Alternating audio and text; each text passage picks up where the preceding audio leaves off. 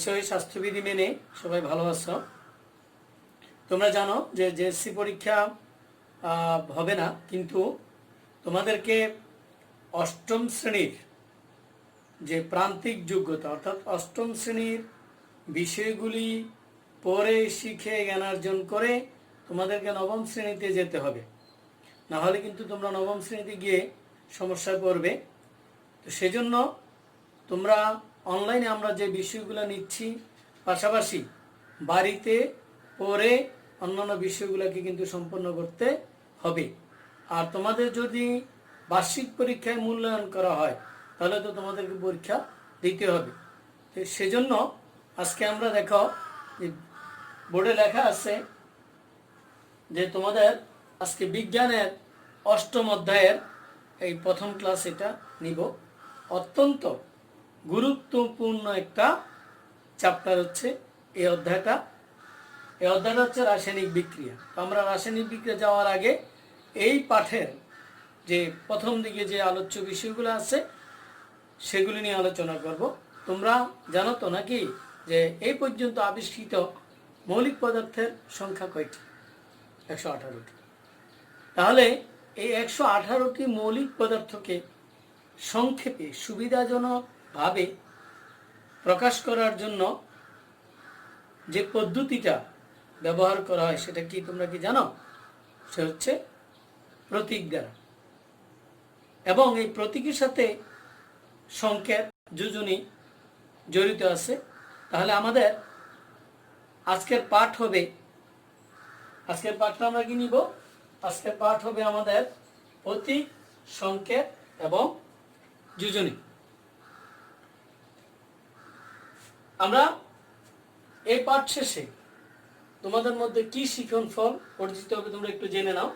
যে প্রতীক কি বা কাকে বলে তা লিখার নিয়মটা ব্যাখ্যা করতে পারবে।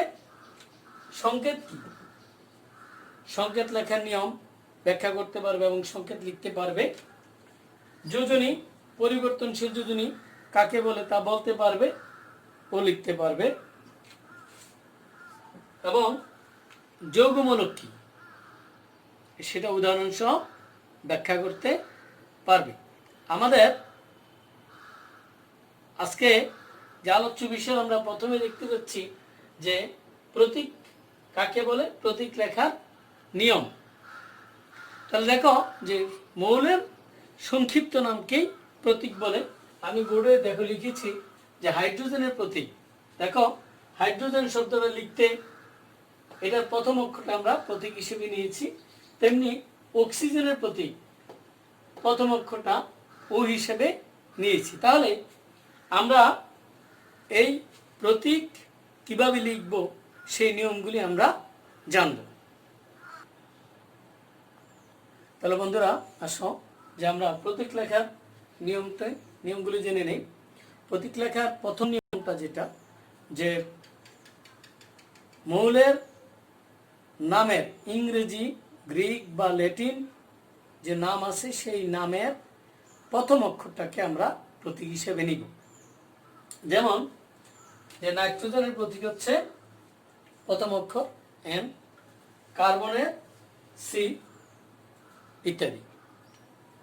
2 নম্বর নিয়ম হচ্ছে যদি একাধিক মৌলের প্রথম অক্ষর একই হয়ে যায়, একই রকম হয়ে যায়, যেমন আমরা জানি যে কার্বনের সি আবার ক্যালসিয়ামের সি, সেক্ষেত্রে উচ্চারণের সময় প্রথম অক্ষরের সাথে যে লেটারটা আসবে, বর্ণটা আসবে, সেটা আমরা উচ্চারণের সময় যেটা আসবে সেটাকে ছোট হাতের অক্ষরে লিখে আমরা প্রতীক হিসেবে বিবেচিত করতে পারি। তাহলে দ্বিতীয় নিয়মটা অনুসারে আমরা ক্যালসিয়াম, ক্যালসিয়ামে দেখো সিএ, সিটা বড় হাতের হবে এবং এটা ছোট হাতের অক্ষর হবে। সোডিয়াম, আমরা জানি যে সোডিয়ামের ল্যাটিন নাম হচ্ছে নাট্রিয়াম, তাহলে এন আর এটা আসছে ছোট হাতের অক্ষরে। তাহলে এই দুইটা নিয়মে আমরা প্রতীক লিখতে পারি। এরপর আসো বন্ধুরা যে আমরা সংকেত নিয়ে আলোচনা করব। যে সংকেত মৌলিক বা যৌগিক পদার্থকে সংক্ষেপে প্রকাশ করাকে সংকেত বলে। কি আমরা প্রতীক লিখেছি শুধুমাত্র মৌলিক পদার্থের ক্ষেত্রে, এবং মনে রাখতে হবে যে এই মৌলিক পদার্থের প্রতীক দ্বারা পরমাণুকে বোঝায়, আর মৌলিক বা যৌগিক পদার্থের অণুকে সংক্ষেপে প্রকাশ করাকে সংকেত বলে। তাহলে আমরা যদি সংকেত লিখি তাহলে সেক্ষেত্রে আমরা দেখা যাবে যে মৌলিক পদার্থের যদি আমরা বলি হাইড্রোজেনের সংকেত কি, তাহলে বন্ধুরা এভাবে পানির সংকেত কি, তাই না? তাহলে হাইড্রোজেনের সংকেত হচ্ছে হাইড্রোজেনের সংকেত H2, অর্থাৎ হাইড্রোজেনের সংকেত দ্বারা আমরা হাইড্রোজেনের একটা অণুকে বুঝবো। আবার পানির সংকেত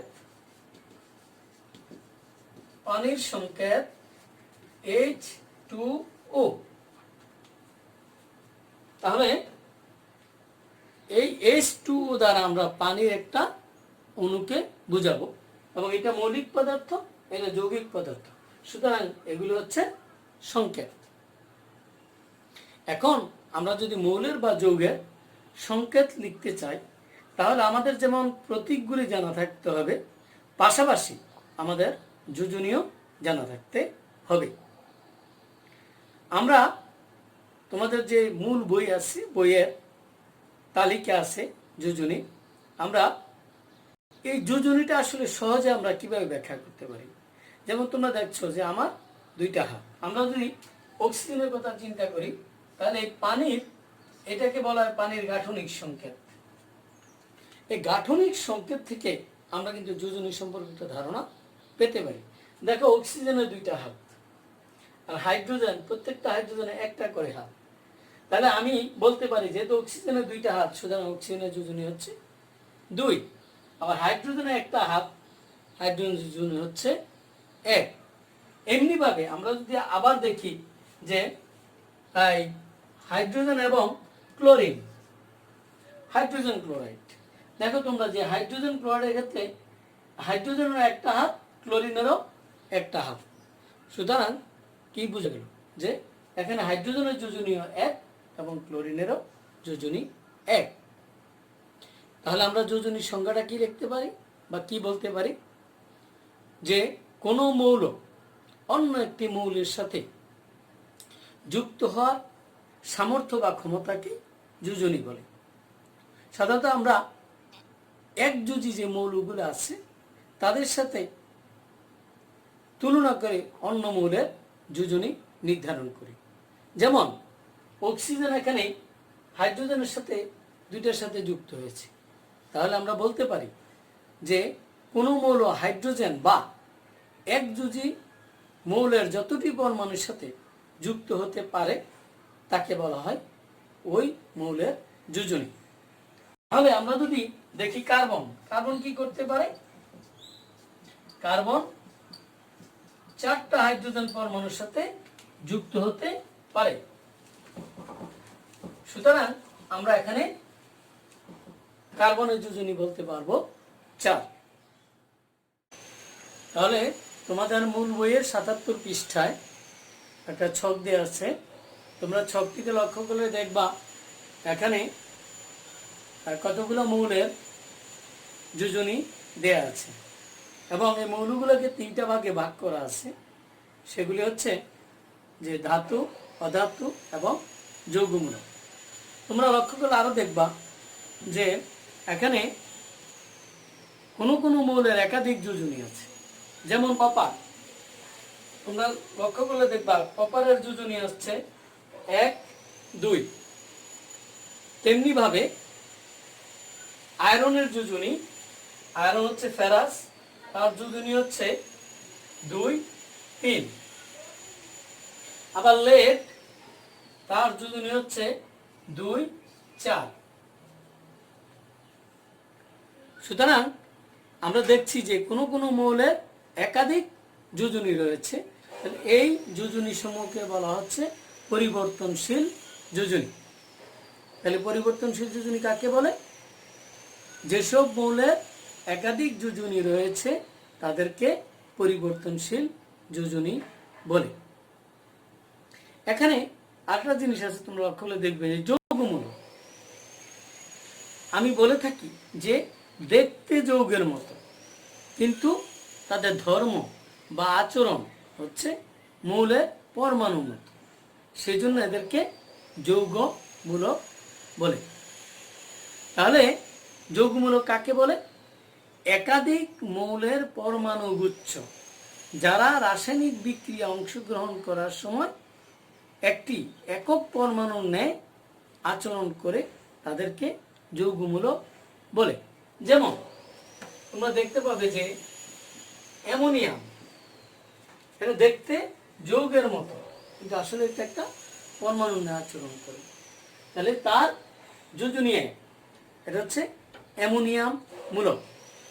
তেমনি ভাবে CO3 কার্বনেট মূলক, তার যোজনী হচ্ছে 2।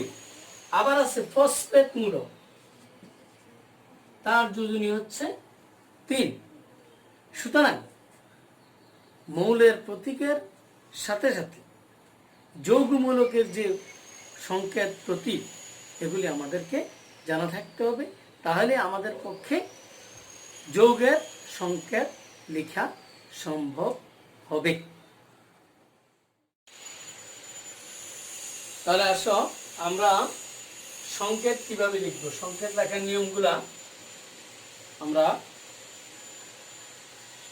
দেখি। প্রথম হচ্ছে যৌগের উভয় মৌল বা যৌগমূলকের যোজনী একই হলে সেক্ষেত্রে সংকেতে যোজনী লেখার প্রয়োজন হয় না, শুধু মৌল বা মৌলগুলি পাশাপাশি লিখলেই চলে। অর্থাৎ এক্ষেত্রে আমরা দেখব যে যোজনী সমান কিনা। যেমন ক্যালসিয়াম অক্সাইড, ক্যালসিয়াম অক্সাইড, তোমরা জানো বন্ধুরা এই ক্যালসিয়ামের যোজনীয় 2, অক্সিজেনের যোজনীয় 2, সেক্ষেত্রে শুধু আমরা এই প্রতীকগুলি পাশাপাশি লিখলেই হবে। সুতরাং ক্যালসিয়াম অক্সাইডের সংকেত হচ্ছে এটা। অ্যামোনিয়াম ক্লোরাইড, আমরা জানি অ্যামোনিয়াম হচ্ছে NH4 এবং ক্লোরিন উভয়ের যোজনী 1, সেক্ষেত্রে অ্যামোনিয়াম ক্লোরাইডের সংকেত হচ্ছে NH4Cl। তোমরা আবার দেখো যে যোজনী যদি উভয় মৌলের যোজনী যদি একই হয় সেক্ষেত্রে পাশাপাশি শুধু প্রতীকগুলা লিখে ফেললেই হলো। আসো 2 নম্বর নিয়মে, উভয় মৌল বা মূলকের যোজনী কোনো নির্দিষ্ট সংখ্যার গুণিতক হলে, অর্থাৎ যদি ভাগ যায়, ওই সংখ্যা দিয়ে যোজনীকে ভাগ করে বিনিময় করে লিখতেই হলো। তাহলে আমরা দেখি যে কার্বন ডাই অক্সাইড, তোমরা জানো যে কার্বনের যোজনী হচ্ছে 4, অক্সিজেনের যোজনী হচ্ছে 2। দেখো আমরা যদি এখানে 4 এখানে 2, অর্থাৎ আমরা কি করলাম, কার্বনের যোজনীটা ওখানে লিখলাম আর অক্সিজেনের যোজনীটা কার্বনের সাথে লিখলাম। আমরা দেখছি যে এখানে দুইটার সংখ্যায় কেই 2 দ্বারা ভাগ যায়, সেক্ষেত্রে আমরা কি করব, আমরা 2 দ্বারা ভাগ যাওয়ার পরে যেটা থাকবে সেটা লিখব। তাহলে কার্বনের শুধু এখানে কার্বন থাকে আর অক্সিজেনের সাথে 2 থাকে। সুতরাং কার্বন ডাই অক্সাইডের সংকেত হচ্ছে CO2। বন্ধুরা সংকেত লেখার 3 নম্বর নিয়মটার দিকে লক্ষ্য করো যে উভয় মৌল বা মৌলকের যোজনী ভিন্ন এবং গুণিতক না হলে যোজনী দ্বয় পরস্পরে বিনিময় হবে এবং প্রতীকের ডান পাশে সামান্য নিচে ছোট করে লিখতে হবে। জিনিসটা বেশ সহজ, তোমরা খেয়াল করো যে আমি ধরে নিলাম যে মূলক বা মৌল এটা হচ্ছে A এবং B এবং তাদের যোজনী আমি ধরে নিলাম A এর যোজনী X এবং B এর যোজনী Y, এবং এক্ষেত্রে কি বললাম যে এই যোজনী বিভাজ্য না। তাহলে আমি যখন সংকেত লিখব তখন বলছিলাম যে কি হবে, পরস্পর বিনিময় হবে। এই যোজনী দুইটা পরস্পর, অর্থাৎ এর যোজনী x যাবে b এর ডান পাশে ছোট করে লিখব, এবং b এর যোজনী y এর ডান পাশে ছোট করে লিখব।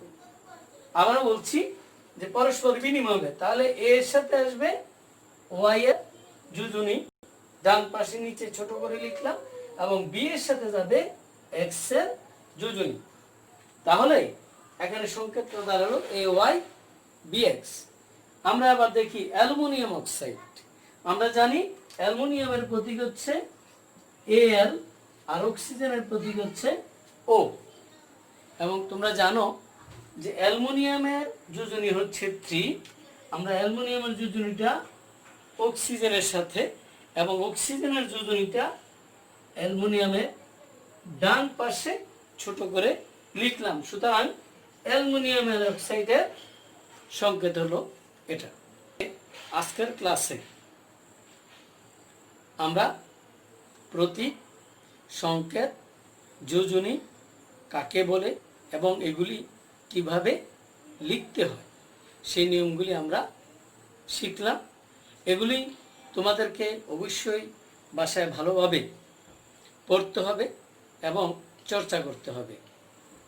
যদি না করো তাহলে যেটা হবে যে আমরা পরবর্তী যে ক্লাস, কারণ এটা হচ্ছে এই অধ্যায়ের প্রথম ক্লাস, প্রথম দিকের পাঠ, এগুলি যদি আমরা জানি তাহলে আমরা সহজেই যৌগের সংকেত এবং রাসায়নিক সমীকরণ, রাসায়নিক বিক্রিয়া এগুলি কিভাবে ঘটে আমরা শিখতে পারবো। তাহলে তোমাদের জন্য অতটুকু যে তোমরা এগুলি চর্চা করবে, এবং আমরা পরবর্তী ক্লাসে যাতে আরও এই বিষয়গুলি সম্পর্কে ভালো ধারণা পেতে পারি, তোমরা সেই চেষ্টা করবে। ভালো থাকবে, সুস্থ থাকবে, সবার জন্য এই প্রত্যাশা আজকের জন্য শেষ করলাম। আল্লাহ হাফিজ।